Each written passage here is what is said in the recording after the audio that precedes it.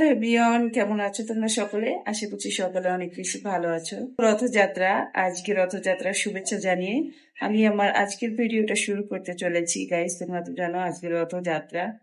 আর আজকের সকালটা একটু অন্যরকম শুরু হয়েছে। সকালবেলা উঠেই স্নান করে পুজোটা দিয়ে তোমাদের সামনে হাজির হয়েছি।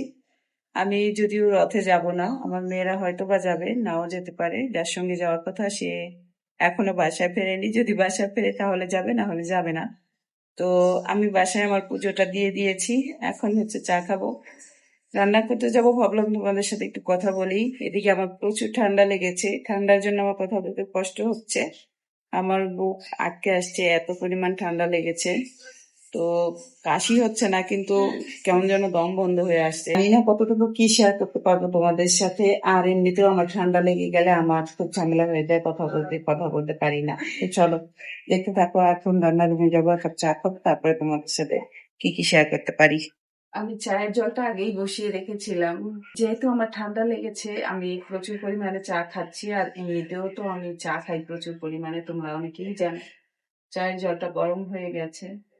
আর আমি শাড়িটাও চেঞ্জ করব। আসলে পুজো দেবো এই চিন্তা করেই হচ্ছে আজকে শাড়িটা পরেছিলাম, কিন্তু শাড়ি পরে অনেকটা সময় ধরে থাকা সম্ভব না।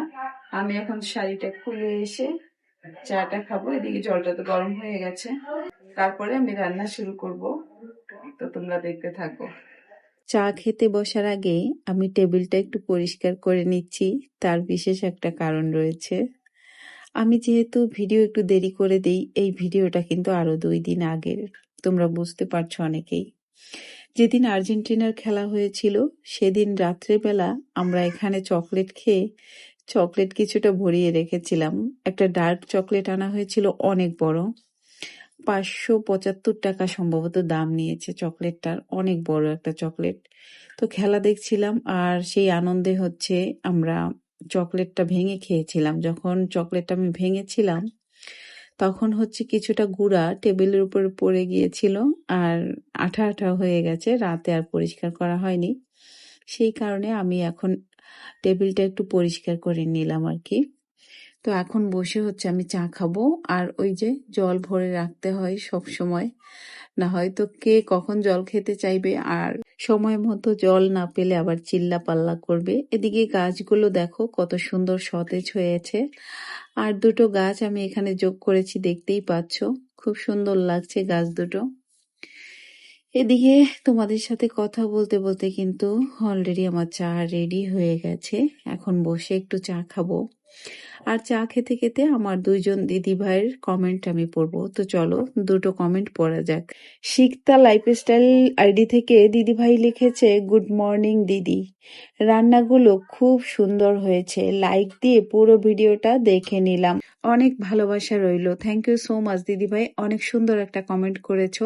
তোমাদের অনেক মূল্যবান সময় থেকে আমাদের জন্য এই এতটুকু সময় বের করা আসলে আমাদের জন্য কতটা উপকারী বলে বোঝাতে পারবো না। এভাবেই পাশে থেকো দিদিভাই, অসংখ্য ধন্যবাদ তোমাকে। পাপিয়া আক্তার ব্লগ আপু লিখেছেন, সকাল থেকে অনেক কাজ করলে, রান্না করলে, সব মিলিয়ে খুব ভালো লাগলো। থ্যাংক ইউ সো মাচ দিদিভাই তোমাকে। তুমিও আমাকে খুব সুন্দর একটা কমেন্ট করেছো। আশা করছি তুমি অনেক ভালো আছো, ভালো থেকো আর সবসময় আমার পাশে থেকো আপু।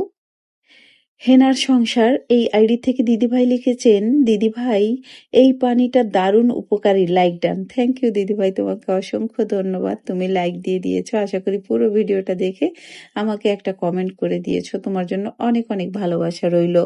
ফারজানা আক্তার এই আইডি থেকে আপু লিখেছেন, আলু পুরি চিকেন কষা রান্নাটা দারুণ হয়েছে আপু, আপনার ভিডিওগুলো অনেক সুন্দর। থ্যাংক ইউ সো মাচ আপু, তোমাকেও অসংখ্য ধন্যবাদ।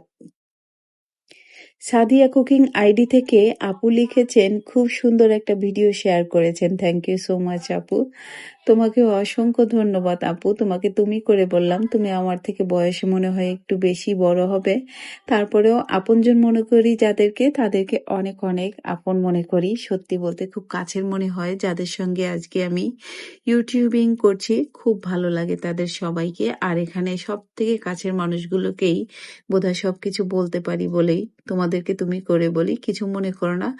যারাই আমাকে আসলে এখানে কমেন্ট করেছেন অসংখ্য ধন্যবাদ আপুরা।